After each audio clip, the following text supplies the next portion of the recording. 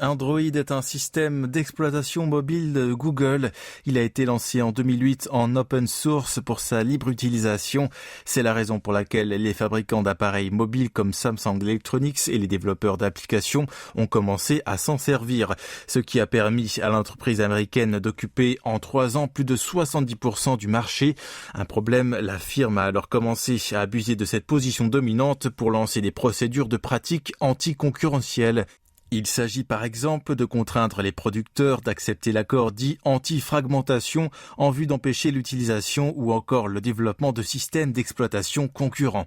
En cas de refus, il est interdit d'utiliser ces applications indispensables comme le Play Store. Même chose pour le droit à préinstaller le système en question, appelé souvent OS en anglais. La KFTC, l'autorité sud-coréenne de la concurrence, estime qu'il s'agissait bien d'un abus de position dominante et donc d'antitrust. Sa patronne Jo Sung-hook a alors déploré l'échec de l'entrée sur le marché d'autres systèmes que celui de Google, qui en occupe par conséquent jusqu'à 97% dans le domaine mobile. Le gendarme de la concurrence accuse aussi la firme américaine d'avoir appliqué l'accord en question, non seulement dans le domaine des smartphones, mais aussi dans les filières des montres intelligentes et des téléviseurs, affirmant que son monopole a empêché l'innovation.